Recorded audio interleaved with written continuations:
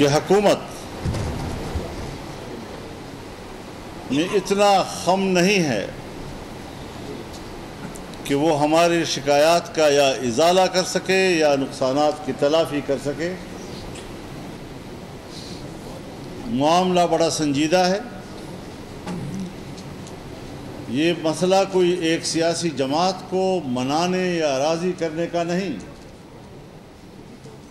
ایک مستقل سیاسی مسئلہ ہے ملک کا، جس پر جمعیت علماء اسلام نے ایک موقف اختیار کیا ہے، اور جمعیت علماء اسلام ایک فریق کی حیثیت رکھتی ہے جب تک اصولی معاملات پر اتفاق نہیں ہو جاتا اور شفاف انتخابات کی ضمانت مہیا نہیں کی جاتی۔ منانے اور راضی کرنے کے الفاظ کا کیا معنی ہے؟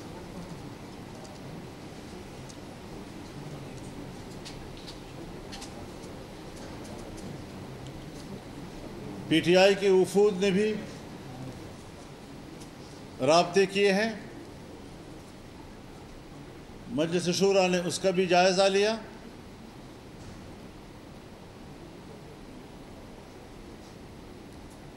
مرکزی مجلس شورا کی رائے میں پی ٹی آئی کے خلاف 10-12 سال قبل سے ہمارا موقف اور اس حوالے سے ہمارے تحفظات بہت سنجیدہ ہیں۔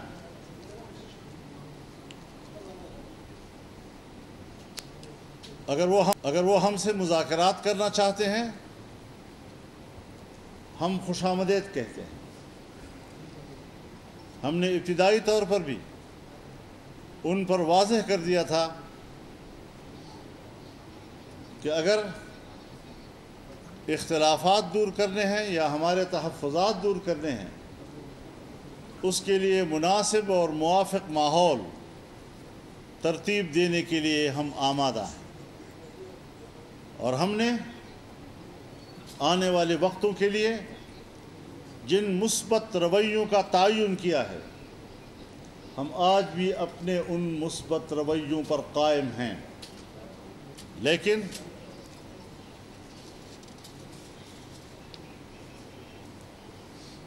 یہ بات سمجھنے کی ہے بصد احترام کہ پاکستان تحریک انصاف کی قیادت میں اب تک کسی یکسوئی کا فقدان ہے۔ پارٹی کے سربراہ کی طرف سے وفود آتے ہیں، وہ ہمارے ساتھ معاملات کو طے کرنے کی ہدایات لے کر آتے ہیں، لیکن اس وقت تک انہوں نے کسی مذاکراتی ٹیم کا باضابطہ اعلان نہیں کیا ہے۔ دوسری طرف سنی اتحاد کونسل کے سربراہ، جن کا میں دل سے احترام کرتا ہوں، انہوں نے کل ہی بیان دیا ہے کہ جمعیت علماء اسلام کے ساتھ اتحاد نہیں ہو سکتا۔ اب یہ دو بالکل متوازی اور متصادم قسم کی آراء، ہم اس میں کوئی ایک رائے قائم کرنے میں دقت محسوس کر رہے ہیں۔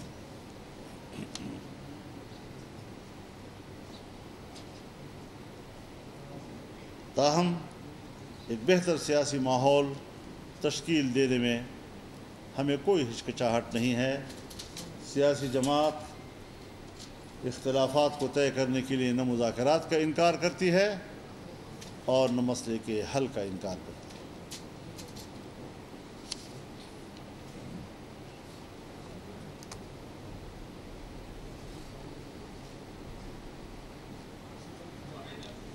مرکزی مجلس شورا نے اپنے اس موقف کا بھی اعادہ کیا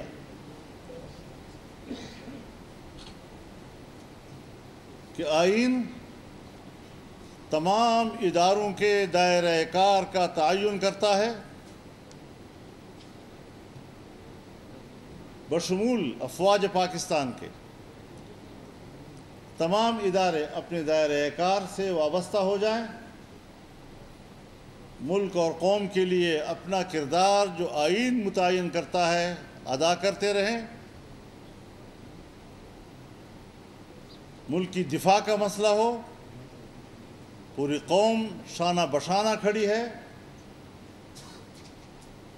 فوج کے ساتھ کھڑی ہے، لیکن سیاسی معاملات میں مداخلت خود ان کے اپنے حلف کی بھی نفی کرتا ہے اور آئینی تقاضوں سے بھی متصادم ہے، جسے ہم تسلیم کرنے کے لیے تیار نہیں ہو سکتے۔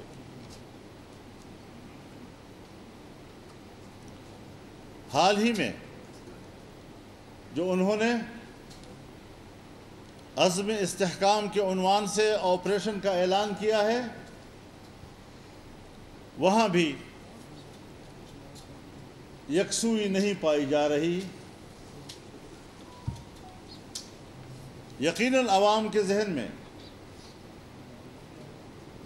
2001 سے جب میزان آپریشن شروع ہوا تھا اور رد الفساد آپریشن تک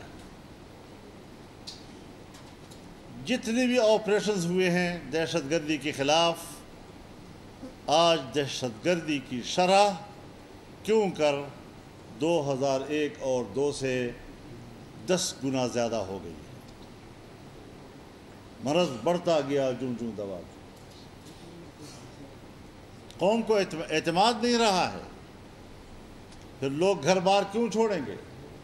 اور 2 روز کے بعد وزیر اعظم ہاؤس سے اس کی وضاحت جاری ہوئی۔ کچھ معلوم نہیں کہ اب لوگ کس بیان کی طرف متوجہ ہوں۔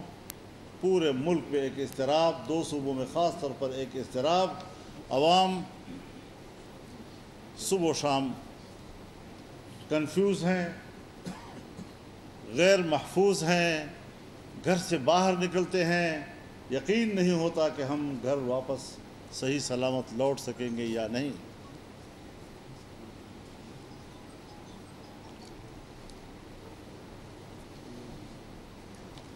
اور پھر ان آپریشنز کے اندر جو عوام کے نقصانات ہوئے ہیں، گھر بار چھوڑے ہیں، اور پھر ان کے گھر تباہ ہو گئے ہیں، آج تک ان کے نقصانات کے معاوضات نہیں دیے گئے۔ فاٹا کا انضمام کیا گیا، فاٹا کی ترقی کے لیے 10 سال تک ہر سال 100 ارب روپے دینے کا وعدہ کیا گیا تھا، جس کی منظوری اسمبلی سے لی گئی تھی، لیکن آج بھی 100 ارب 7 سال ہو چکے نہیں پورے کیے جا سکے۔ کیا ریاست کو اپنی ذمہ داریوں کا احساس ہے؟ ہم پر تو لازم ہے کہ ہم ریاست کا احترام کریں، ہم پر تو لازم ہے کہ ہم ریاست اور ریاستی اداروں کے خلاف زبان نہ کھولیں، لیکن کب ان کو اپنی ذمہ داریوں کا احساس آئے گا؟ کب وہ ریاست کے اندر رہنے والے عوام کی آرزوؤں کو پورا کر سکیں گے؟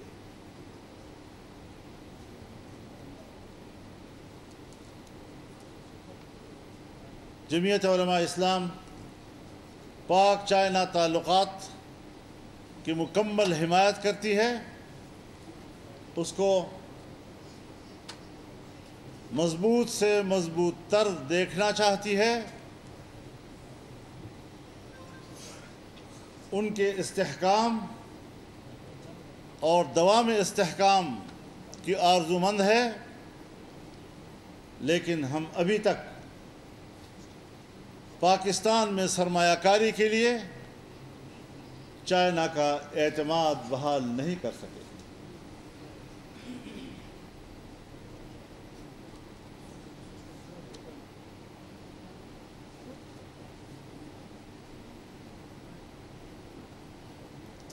امریکی ایوان نمائندگان نے پاکستان کے 8 فروری کے الیکشن کے حوالے سے اس الیکشن کو بوجوہ مشکوک قرار دیا ہے۔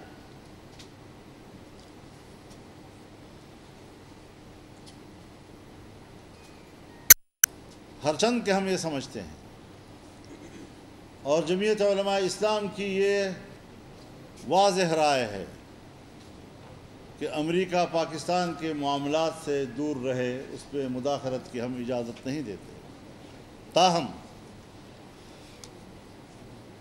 پاکستان کی ریاست کہاں کھڑی ہے، اس کی خارجہ پالیسی کہاں کھڑی ہے؟ کیا یہ پاکستان کی سفارتی ناکامی نہیں؟ کیا یہ پاکستان کی لابی کی ناکامی نہیں ہے؟ اس پہلو پر کم از کم ہماری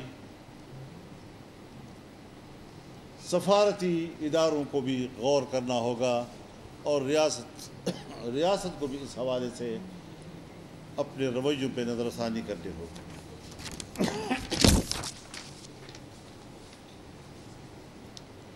مرکزی مجلس شورا نے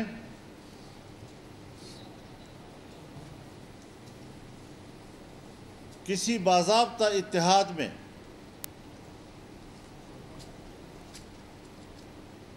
جانے کا انتظار کیے بغیر اپنے پلیٹ فارم سے جدوجہد جاری رکھنے کا فیصلہ کیا ہے۔ البتہ رابطوں کے عمل کو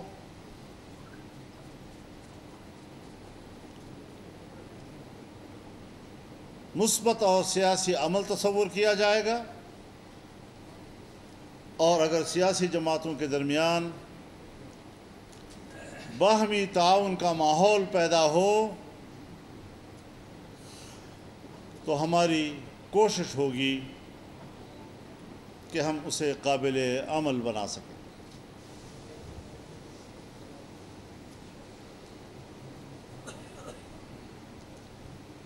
کہا گیا کہ ہم افغانستان کے اندر جا کر حملے کریں گے، یہ کوئی نئی بات تو نہیں ہے۔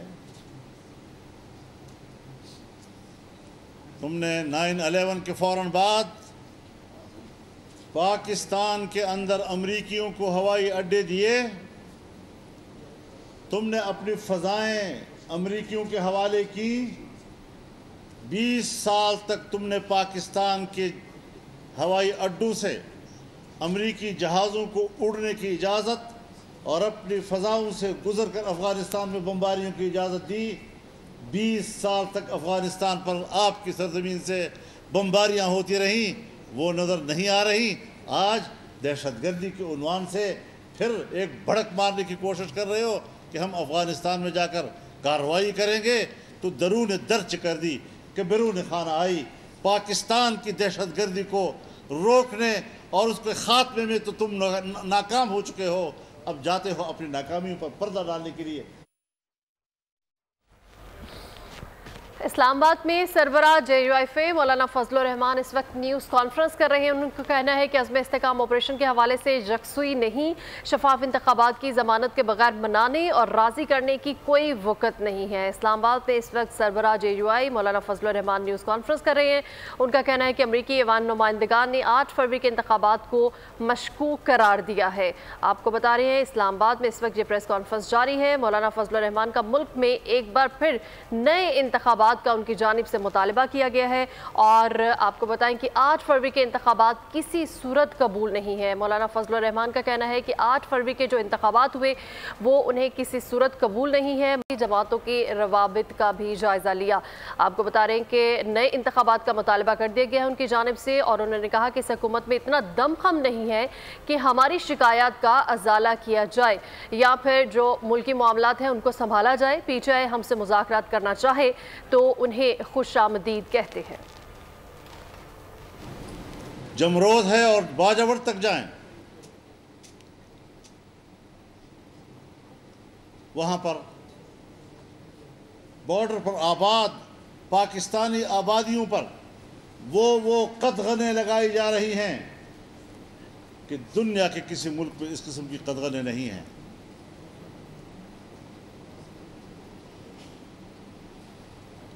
بہت سے سوالات ہیں، ہم وہ سوالات اٹھا کر ریاست کے لیے مشکلات نہیں پیدا کرنا چاہتے، لیکن اتنا ضرور کہتے ہیں کہ جو کچھ وہاں اقدامات ہو رہے ہیں، تم ہزار کہو کہ ہم ملکی مفاد میں کر رہے ہیں، نہ یہ ملکی مفاد میں ہے، اور اگر ہے تو کسی بیرونی آقا کے مفاد میں ہو رہا ہے۔ سوائے مقامی لوگوں کے معاشی قتل کے اس کا اور کوئی نتیجہ سامنے نہیں آ رہا۔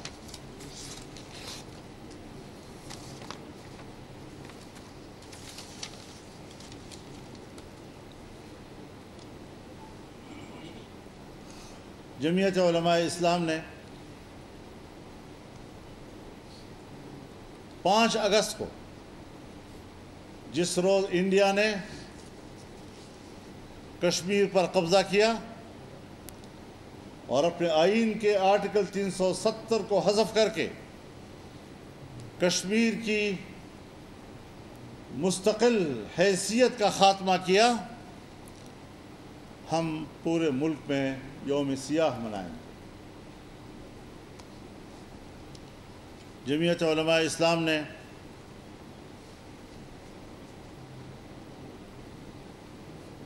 غزہ اور فلسطین میں اپنے فلسطینی بھائیوں کی مکمل حمایت کا اعادہ کیا ہے۔ ہم فلسطینی مجاہدین کے ساتھ ہیں، ہمیں کوئی پرواہ نہیں۔ ہمارے اس موقف کے ساتھ امریکہ اور مغرب ہمیں کیا خطاب دیتا ہے؟ ان کی نظر میں تو امارت اسلامیہ افغانستان بھی دہشت گرد ہے، ان کی نظر میں تو حماس بھی دہشت گرد ہے، لیکن کیا کسی کو دہشت گرد کر کے آپ خطے میں امن لا سکتے ہیں؟ اسرائیل کی حمایت کرنا یہ جنگ جرم ہے۔ کیوں؟ وہ بے گناہ شہریوں پر بمباری کر رہا ہے۔ عالمی عدالت انصاف اس کا بھی نوٹس لے کہ اسے جنگی مجرم قرار دے اور اسے عالمی عدالت کے کٹہرے میں لا کر کھڑا کرے۔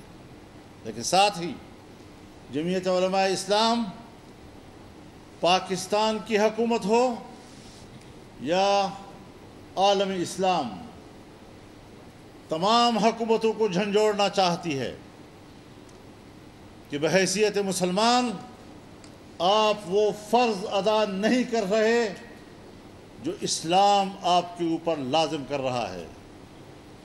اللہ اور اس کا دین اور جناب رسول اللہ صلی اللہ علیہ وسلم ایسے موقع پر مسلمان کو جہاں کھڑا ہونے کی ہدایت دے رہا ہے، جس فرض کی ادائیگی کی تعلیم دے رہا ہے، امت مسلمہ کے حکمران غافل ہو چکے ہیں، وہ اپنی اقتدار کے نشو میں دھت ہو چکے ہیں، اور پورا عالم اسلام اپنے حکمرانوں کے لیے ناراضگی کا اظہار کرتا ہے، اس سے لا تعلقی کا اظہار کرتا ہے۔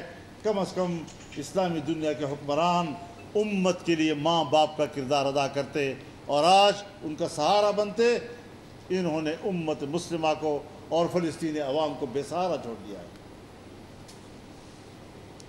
ہم بحیثیت ایک جماعت کے اپنی قوم سے بھی اور عالم اسلام سے بھی اپیل کرتے ہیں کہ